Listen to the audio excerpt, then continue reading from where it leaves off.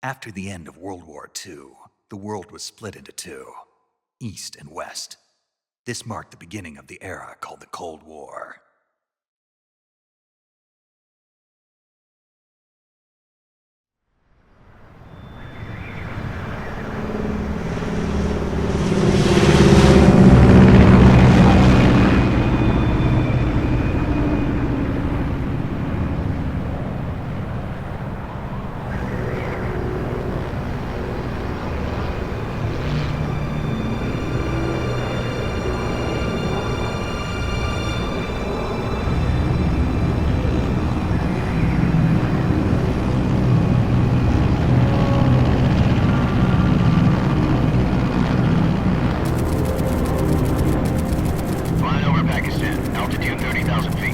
Approaching Soviet airspace.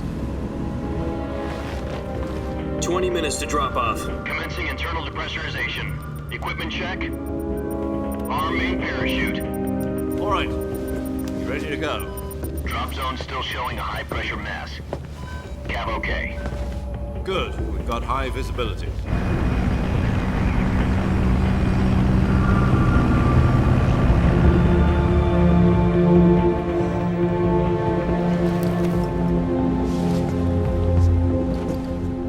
Cigar.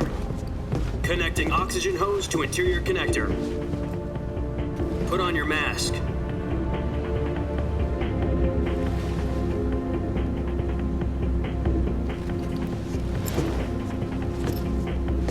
Does this panty waste know what he's doing? Approaching release point. 10 minutes to drop off. Hey, are you deaf? He said put out the cigar and put on your mask.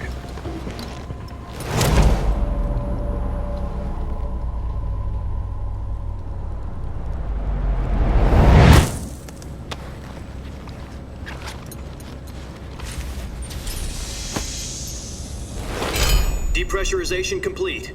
Checking oxygen supply. 6 minutes to drop off. Opening rear hatch.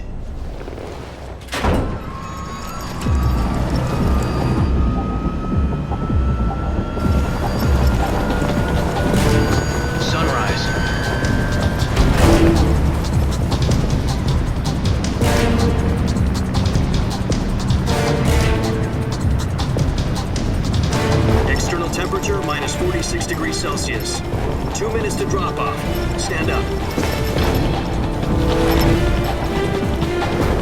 You'll be falling at 130 miles per hour. Try not to get frostbite from the wind chill. 1 minute to drop off. Move to the rear. Activate bailout bottle. This is one for the history books. The world's first halo jump. 10 seconds to drop off. Stand by. Status okay, all green. Prepare for drop-off. Countdown. 5, 4, 3, 2, 1. Spread your wings And fly. God be with you.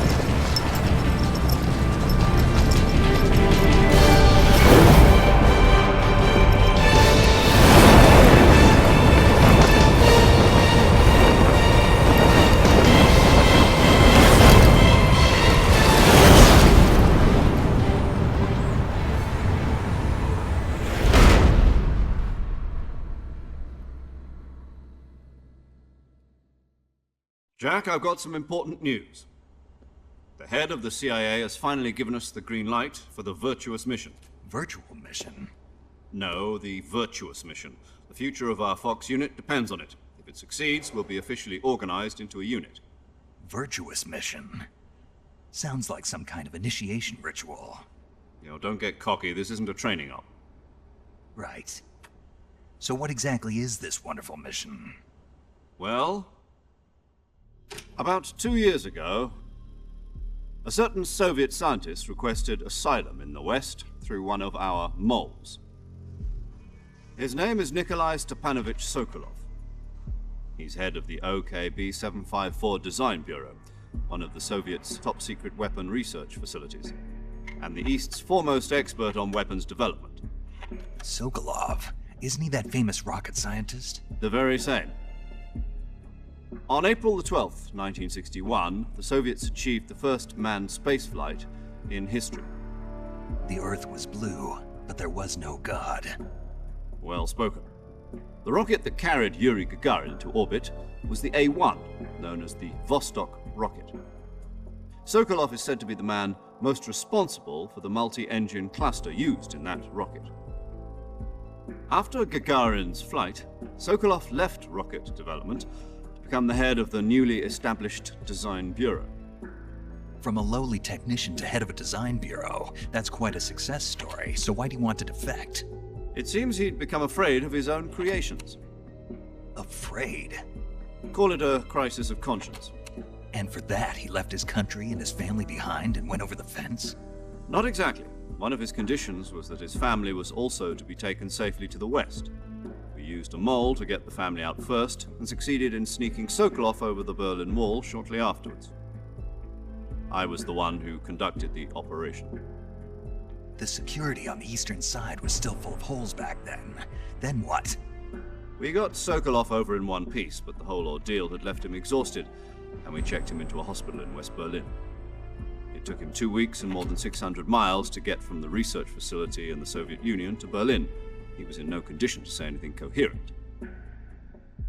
And it was only a week later that we had something much bigger on our hands. The Cuban Missile Crisis. October the 16th, 1962, President Kennedy received word that the Soviets were in the process of deploying intermediate-range ballistic missiles in Cuba. The President demanded that the Soviets dismantle and remove the missiles. At the same time, he announced a naval blockade to prevent further missile shipments from reaching Cuba. But the Soviets didn't back down, instead placing their armed forces on secondary alert. Soviet transport ships carrying missiles continued on course towards Cuba. US and Soviet forces went on alert for an all-out nuclear war. Frantic negotiations were conducted through the UN's Emergency Security Council and unofficial channels to end the hair-trigger standoff. Finally, on October the 28th, the Soviet Union agreed to remove its missiles from Cuba, and so the world avoided a nuclear holocaust. But in order to get the Soviets to pull their missiles out, we had to make a deal. You mean the one where the US agreed to remove its IRBMs from Turkey? No. The Jupiter IRBMs deployed in Turkey were obsolete, and we were going to get rid of them anyway. They had no strategic value whatsoever to either the US or the Russians. The Turkey deal was a ruse, a cover story that was fed to the other intelligence agencies around the world. So what did the Russians really want? Sokolov. They wanted us to return Sokolov. You mean the Soviets pulled out of Cuba just to get their hands on Sokolov? That's right. What the hell was he working on? At the time, we had no idea. We were running out of time. It was either give up Sokolov or risk full-scale nuclear war. In the end, we had no choice. President Kennedy gave in to Khrushchev's demand. The next day, I got Sokolov out of the hospital, handing him over to agents on the eastern side. Sokolov kept on screaming, "Save me," until he disappeared from my sight. Then a month ago, we received some new information from one of our moles. About Sokolov? Yes.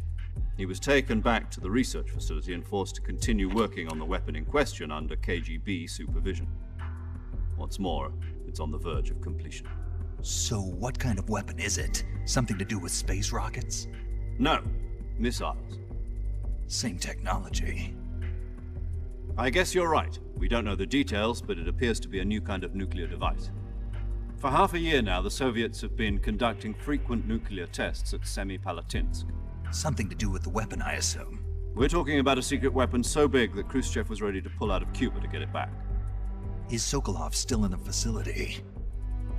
No. According to our intelligence, he's in Selino-Yarsk, a place in the mountains about 3 miles to the west that's known as the Virgin Cliffs. The Virgin Cliffs. Nice name for a virtuous mission. They moved him there just recently. Why? Apparently, they're conducting a field test of the weapon, but it's our best chance to get him back.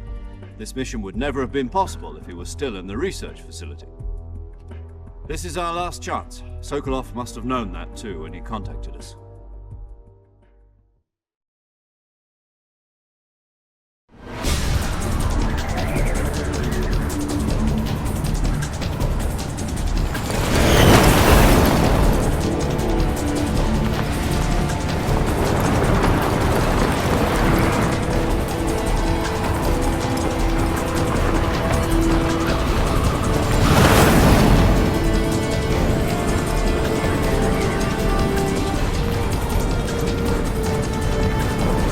Listen up, Jack. Your mission is to infiltrate Selino-Yarsk in the Soviet mountains, ensure the safety of Sokolov, and bring him back to the West.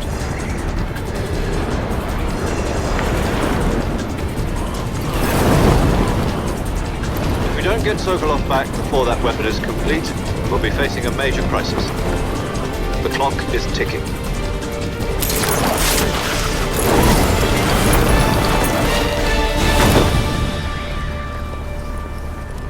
Once we've confirmed the rescue of Sokolov, stand by at the recovery point. A recovery balloon will be dropped at that point. Helium will be pumped into the balloon to inflate it. The process takes about 20 minutes. Once it's complete, the gunship's arm will latch onto the balloon and pull it up. The Fulton surface-to-air recovery system. I'm familiar with the theory. Take it easy. It's been combat-proven.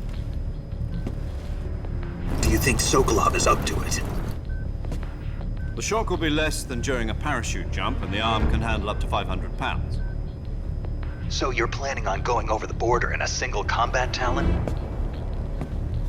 She's equipped with two 6-barrel 20mm Vulcan cannons, as well as two 40mm machine guns. Sounds like she could hold her own against a battalion of tanks. Even with the fuel in the reserve tank, we're facing a 4-hour time limit. If all goes well, it shouldn't take more than a few hours. Home in time for dinner. But if anything goes wrong, you'll be eating dinner, breakfast, and all the rest of your meals in the jungle.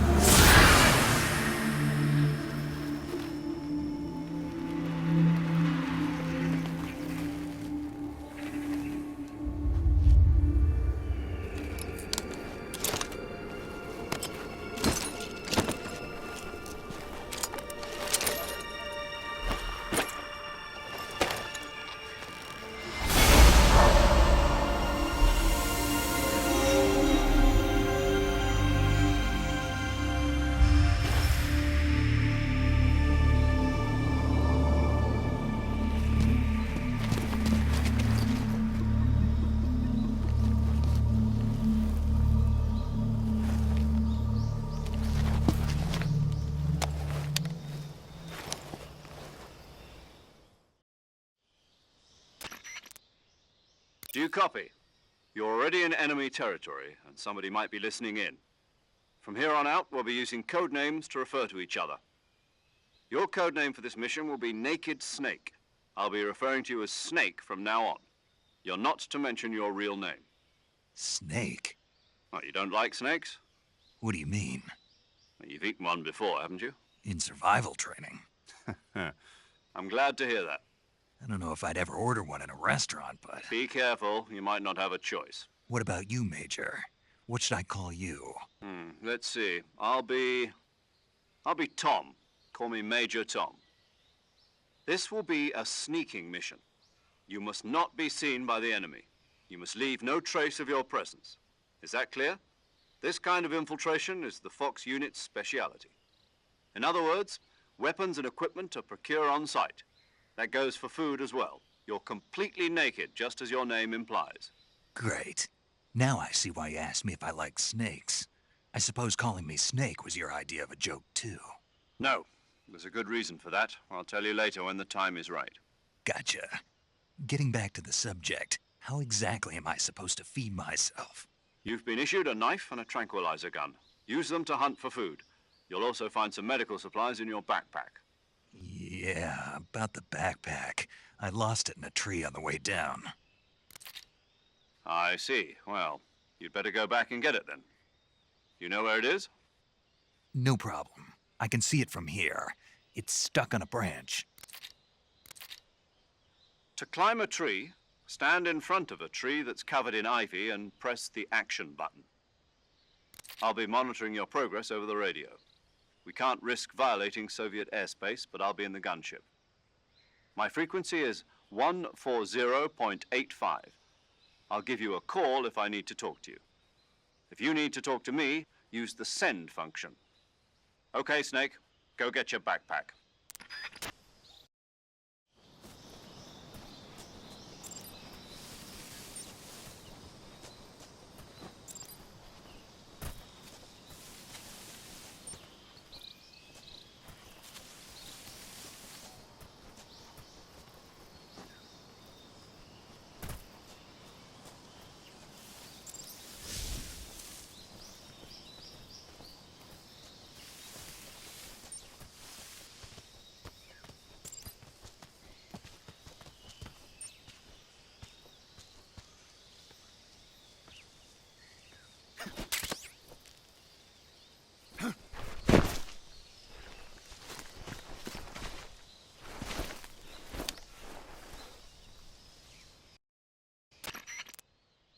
I see you've retrieved your backpack, Snake. To equip a weapon, it's necessary to take it out of your backpack. In the survival viewer, choose Weapon from the backpack. Your available weapons will be displayed in a list on the screen. From that list, choose the weapon you want to equip and press the Enter button. For other equipped items, just do the same thing from Item. Got it. Use the survival viewer backpack. Yep, that's right. Survival is fundamental to this mission. After you've been out in the field for a while, your stamina will start to drop. If your stamina gets too low, it'll affect your performance.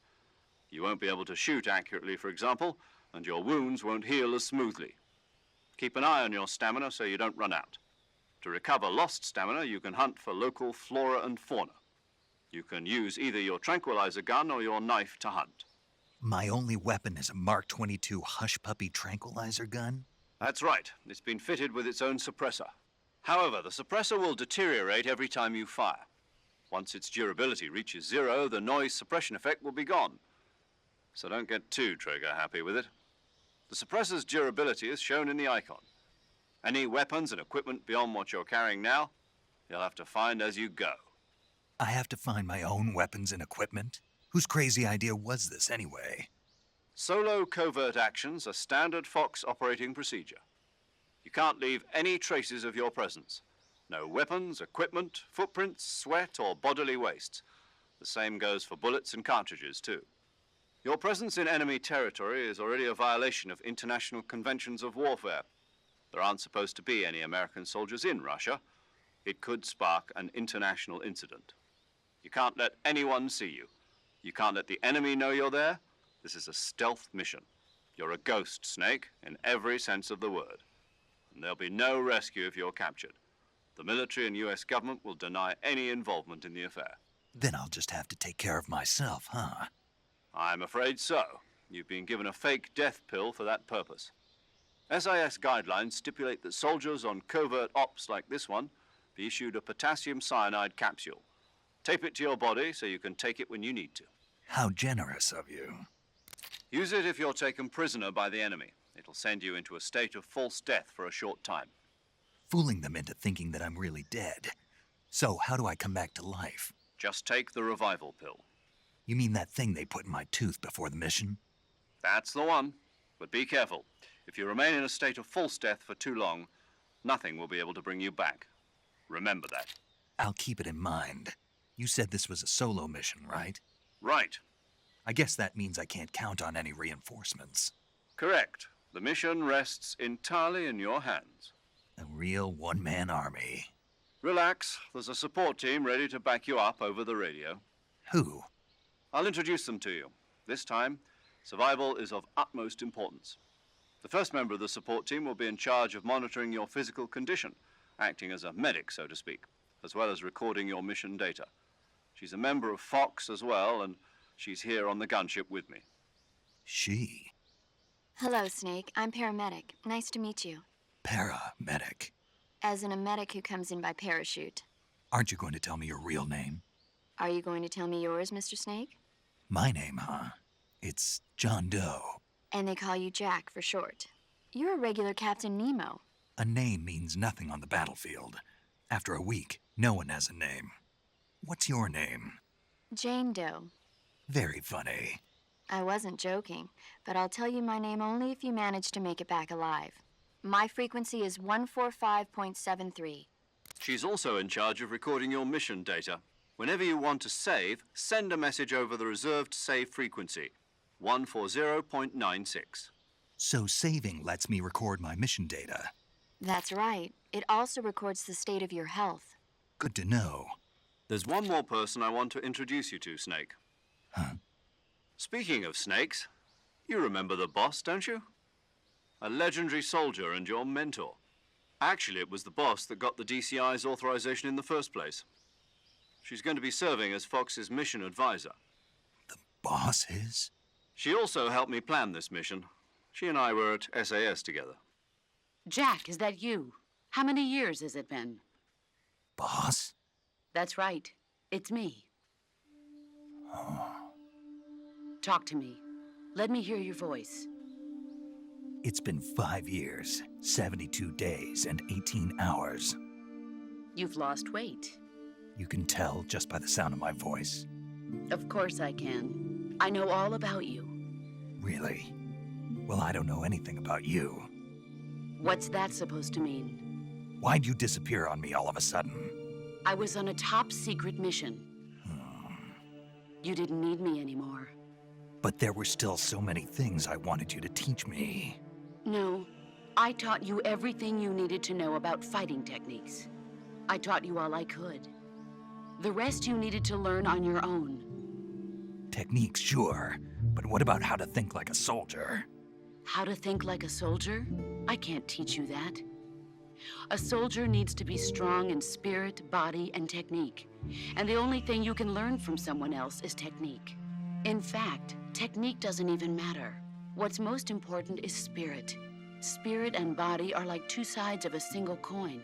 They're the same thing. I can't teach you how to think. You'll just have to figure it out for yourself. Listen to me, Jack. Just because soldiers are on the same side right now doesn't mean they always will be.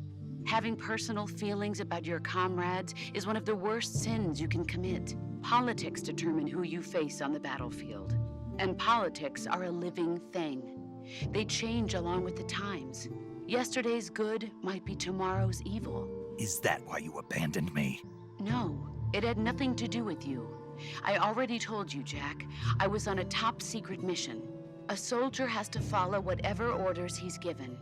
It's not his place to question why. But you're looking for a reason to fight. You're a natural-born fighter, but you're not quite a soldier. A soldier is a political tool, nothing more. That's doubly true if he's a career soldier. Right and wrong have no place in his mission. He has no enemies and no friends. Only the mission. You follow the orders you're given. That's what being a soldier is. I do whatever I have to get the job done. I don't think about politics. That's not the same thing. Sooner or later, your conscience is going to bother you.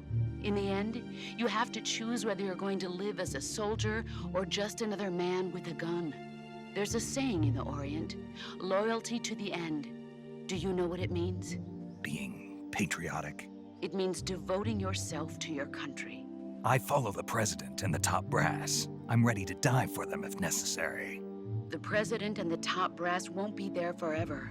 Once their terms are up, others will take their place. I follow the will of the leader, no matter who's in charge. People aren't the ones who dictate the missions. Then who does? The times. People's values change over time, and so do the leaders of a country. So there's no such thing as an enemy in absolute terms. The enemies we fight are only enemies in relative terms, constantly changing with the times. As long as we have loyalty to the end, there's no point in believing in anything, even in those we love. And that's the way a soldier's supposed to think? The only thing we can believe in with absolute certainty is the mission, Jack. All right, but do me a favor. What is it? Call me Snake.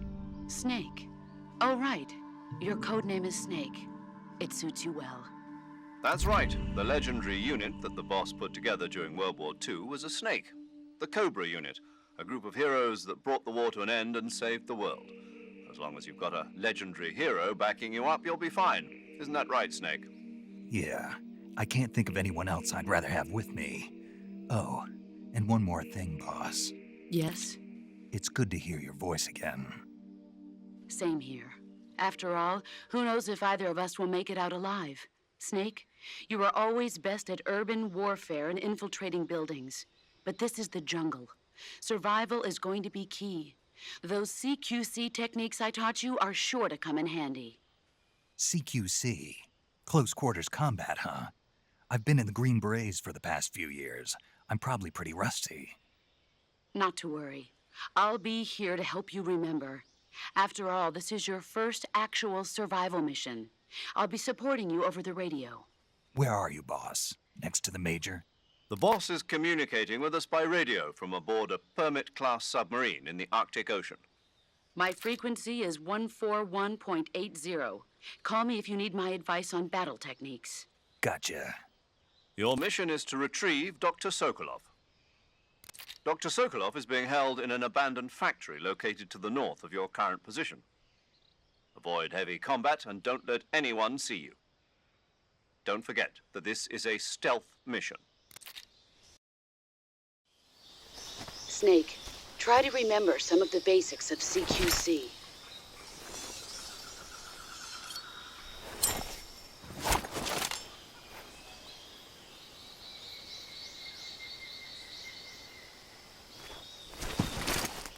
Commencing virtuous mission now.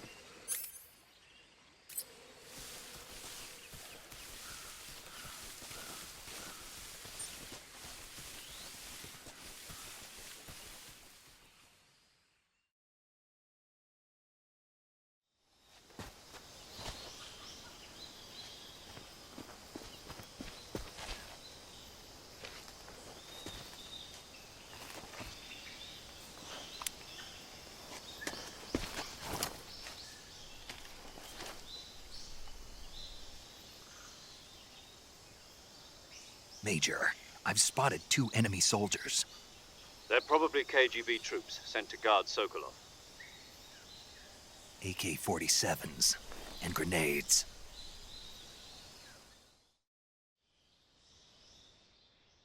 Snake, your presence in Soviet territory is already a violation of international law. We can't let the Kremlin find out that the CIA and the American government are involved. Contact with the enemy is strictly prohibited. Don't engage them in battle either. This is a stealth mission. Got that? The Major is right. The point of this mission is to sneak through the jungle without being seen. The success of the mission depends on how well you use your camouflage. Change your camouflage by selecting Camouflage from the Survival Viewer. The Uniform option lets you pick your uniform, while the Face option lets you change your face paint. Choosing camouflage that blends in with your surroundings will help you conceal yourself more effectively. Also, don't forget that anything that moves will stand out in the jungle. If you just stand up and run around like an idiot, you're bound to be spotted. But if you crawl instead, you should be able to sneak by without being noticed. You can see how effective your camouflage is by looking at the camo index. The camo index shows how well your current camouflage blends in with the surrounding area. The higher the value, the harder you are to spot, and vice versa. The key is to make yourself one with nature. Keep that in mind as you go along, okay?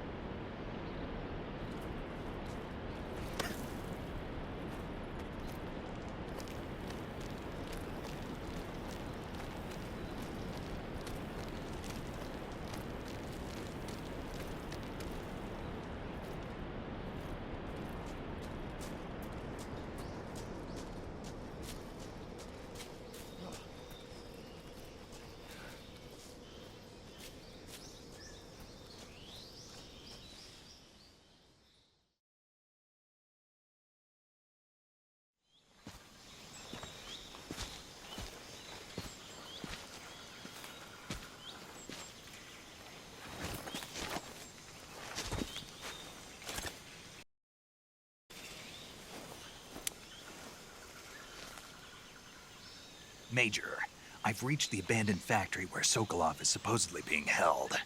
This place is a dump.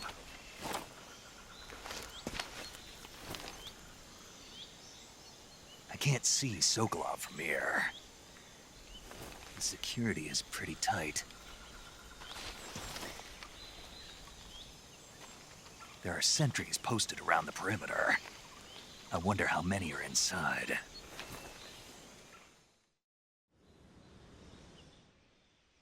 Your objective, Sokolov, is inside the factory. They should be holding him in a room in the northeast section. Northeast section. Got it. Be careful. Your mission is to bring Sokolov back alive. He must not be exposed to any kind of danger. Do not approach Sokolov while in the alert phase. Right. Oh, and one more thing, Snake. You mean there's more? No, it's just that when you get to Sokolov, I want you to tell him something from me. And that is? Sorry for being so late. Is that all? Yes. Understood. Beginning my approach to the target.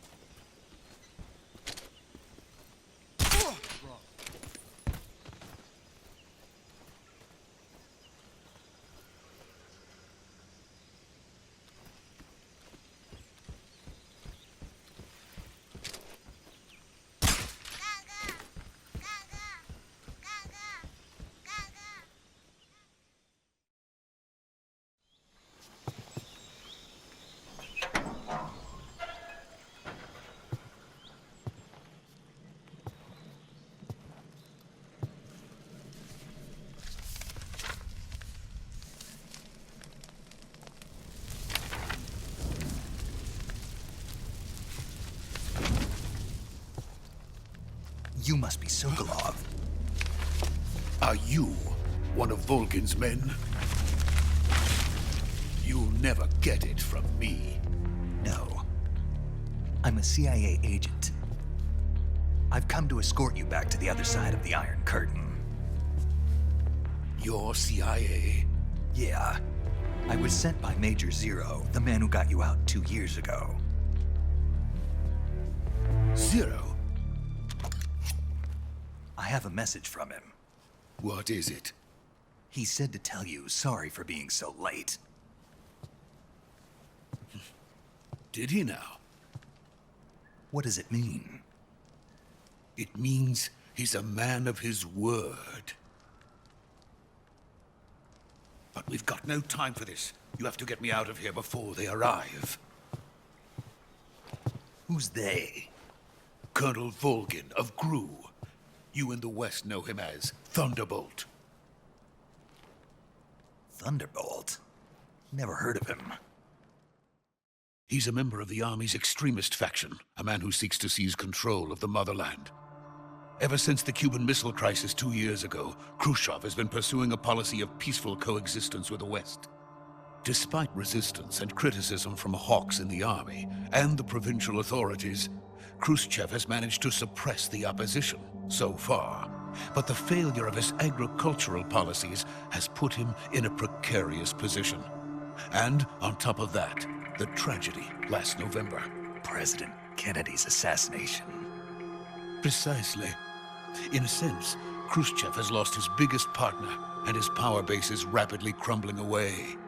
A certain group is plotting to use this opportunity to seize power by rallying the anti-government forces, overthrowing Khrushchev, and installing Brezhnev and Kosygin in his place. The mastermind behind this plot is Colonel Volgin of the GRU. He has control over another secret weapons research facility much like this one, OKB-812, known as the Granin Design Bureau, and is using it to further his plans. But that is not enough to satisfy him. Now he's plotting to seize the secret weapon I have been developing here and use it as leverage in his bid for power.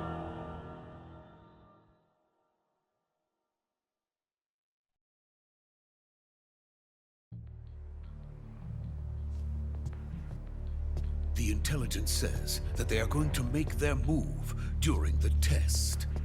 Then, the soldiers outside. Exactly.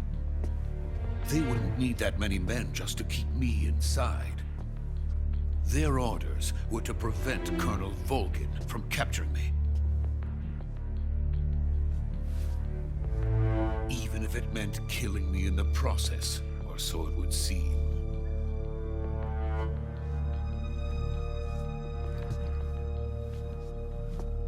Volgin will come.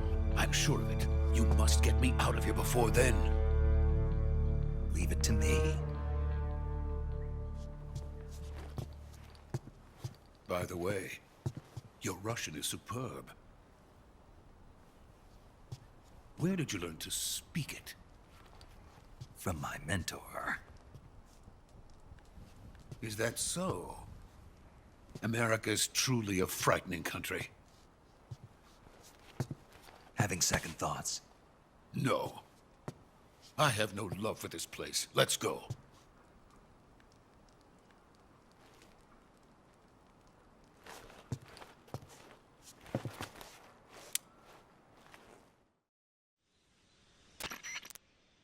Major, this is Snake. Sokolov is safe with me. He's doing fine. No injuries. Good work, Snake. Now hurry up and get Sokolov to the recovery point. We'll rendezvous with you there. Roger. What about the sentries? No one spotted me. I see. What about the boss? We lost contact with the boss some time ago. What happened? It's probably just a weak signal. Just hurry and get Sokolov out of there.